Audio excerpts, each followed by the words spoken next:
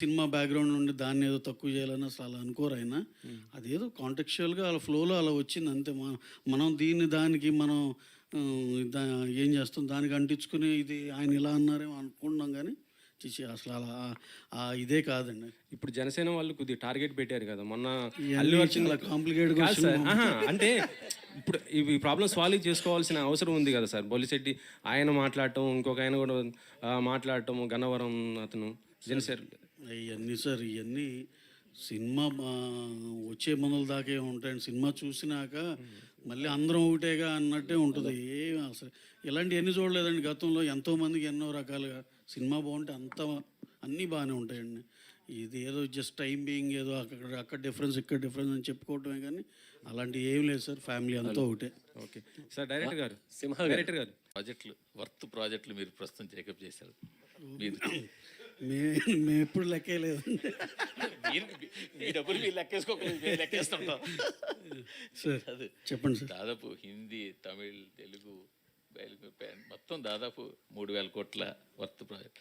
So ఒక దేశంలోనే ఒక నెంబర్ 1 ప్రొడక్షన్ హౌస్గా త్వరలో మారిపోతుంది అంటే అది మరి ఓవర్ అనుకుంటారా, యాక్సెప్ట్ చేస్తారా? అంటే యూజువల్గా సార్ మొత్తం ఇవన్నీ మీరు చెప్పారు. రిజల్ట్స్ అంతా వచ్చినాక నిజంగా మేమంతా చాలా పాజిటివ్గా ఉంటాం. అలాగే వచ్చి మంచి సక్సెస్ఫుల్గా వస్తే డెఫినెట్గా మీరు అన్న మాటకి టు సమ్ ఎక్స్టెంట్ ఒప్పుకోవచ్చేమో కానీ టూ ఎర్లీ అసలు ఇప్పుడే ప్రాజెక్ట్స్ ఉండబట్టి నెంబర్ 1 అలా అని కాదు సార్. మీరు ప్రొడ్యూసర్గా సక్సెస్ మైత్రి అనేది ఒక బ్రాండ్ ఏర్పడింది. దాంతోపాటు యాజ్ ఇట్ ఈస్గా డిస్ట్రిబ్యూషన్ కూడా అలాగే ఉన్నారు, సక్సెస్ఫుల్గా రన్ అవుతున్నారు. దీనిపైన ఎలా చెప్తారు? డిస్ట్రిబ్యూషన్కి మా శశి ఉన్నాడు కదండి, మా హాఫ్ పార్ట్నర్ డిస్ట్రిబ్యూషన్లో. హీ రన్స్ ద షో అండి. అతను చాలా ప్యాషనేట్ అండ్ అగ్రెసివ్ అండి. ఆయన వల్లే నిజంగా మాకు డిస్ట్రిబ్యూషన్లో పేరు వచ్చిందని అనుకుంటాం. Shashi keep going. ఎక్కడ వెళ్ళిపోయినట్టున్నాడు.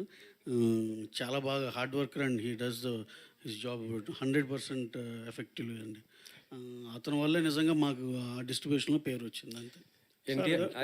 ఎన్టీఆర్ గారిను మన ప్రశాంత్ నీల్ గారు అదే అప్డేట్ ఎప్పుడు రావచ్చు అనుకుంటున్నారు మీ నుంచి?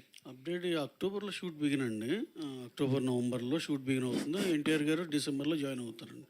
డిస్ట్రిబ్యూషన్ గురించి మాట్లాడారు కాబట్టి బచ్చల్లో ఎన్ని డబ్బులు పోయండి? ఏమన్నా అన్నీ శశియే చూసుకుంటాడండి. శశియే చూసుకుంటాడండి. అలా కాదు, మీకు చాలా సినిమాలు వచ్చిన ఒక బచ్చన్ని అడుగుతారండి మీరు. అలా కాదు కదా. మీరు హనుమాన్తో డబ్బులు వచ్చాయి సార్, తర్వాత వరుస పెట్టి సినిమాలు సలార్లో డబ్బులు వచ్చాయి. డబ్బులు వచ్చిన వాడి గురించి అడగక్కలేదు కదా. మీకు పెద్దగా డబ్బులు పోయింది బచ్చల్లోనే కదా, అందుకనే అది అడుగుతున్నా.